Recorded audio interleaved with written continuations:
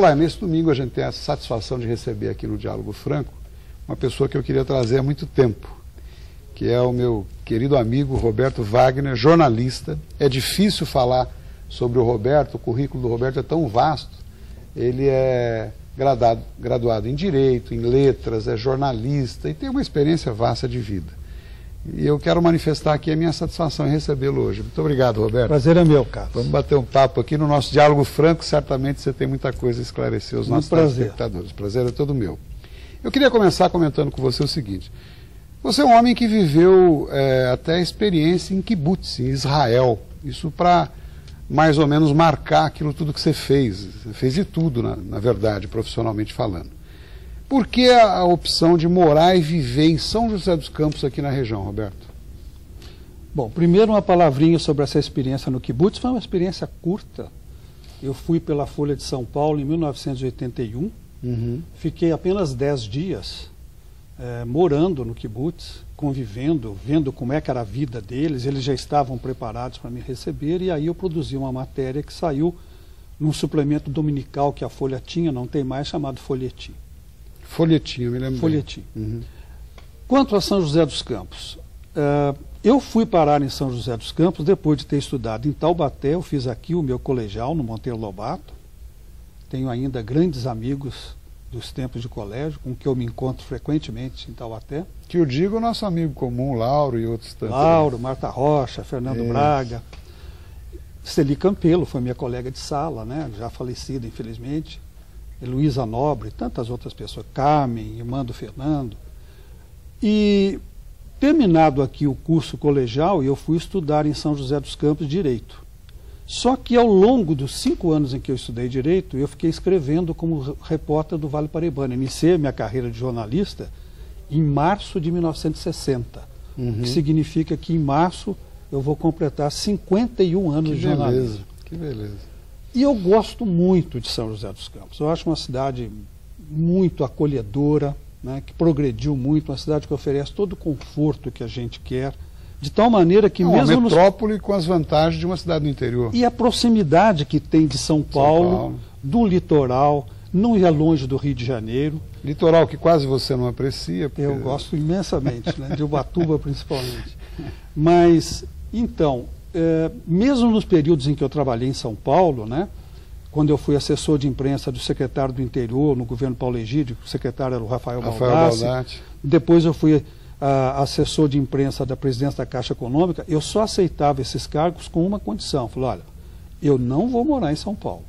Vou e volto todo dia. Vocês vão me dar condução porque eu vou dormir em São José dos Campos. Naquela época não havia tanto problema de trânsito, a coisa fluía de uma maneira bem mais tranquila, né, Roberto? Então eu gosto muito de viver em São José, escrevi para jornais, para revistas de São Paulo, mas nunca saindo de lá.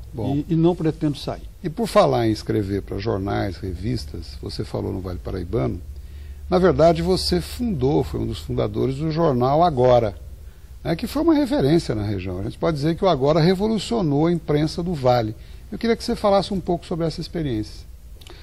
Olha, Carlos, talvez tenha sido a coisa mais importante que eu fiz na minha vida, a produção dos meus 2 filhos, né? Eles são casal. Um casal.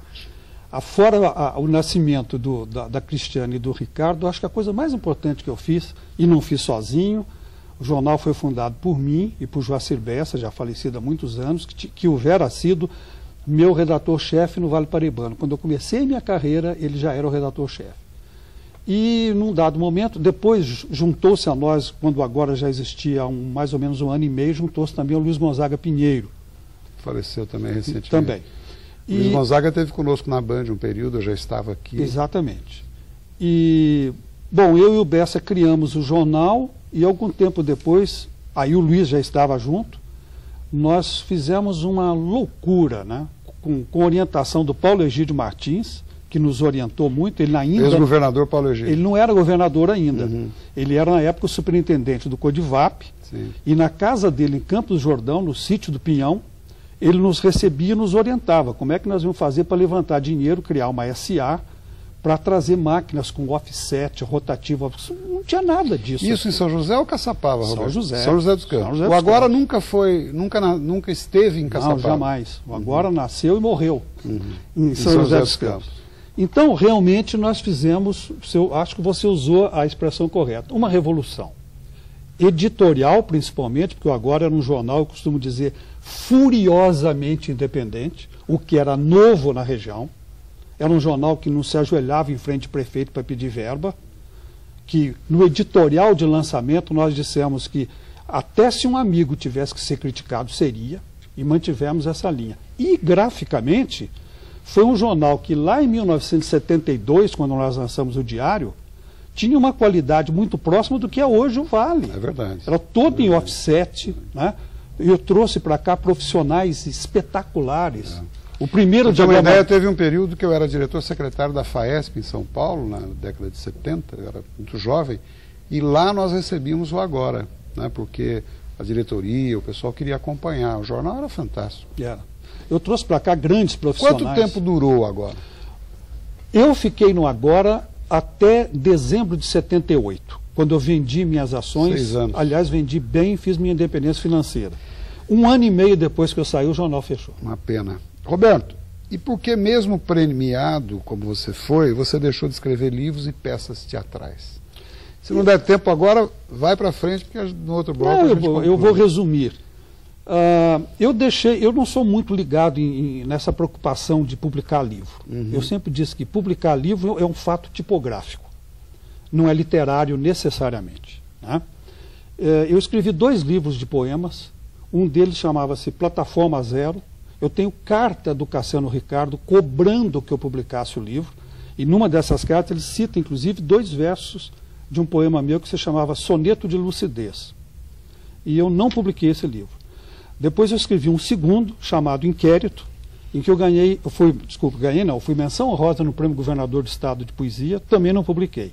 Vim a publicar, em 2002, um livro de História do Brasil, com uma pesquisa que eu fiz sobre o Padre Rolim, e que tive a honra de ter o meu livro apresentado pelo brasileirista Kenneth Maxwell, né? Então, mas o assunto não ficou completo. Eu vou explorar um pouco mais, eu vou pedir um minutinho de licença a todos, a gente vai para um breve intervalo e já volta. Continue conosco.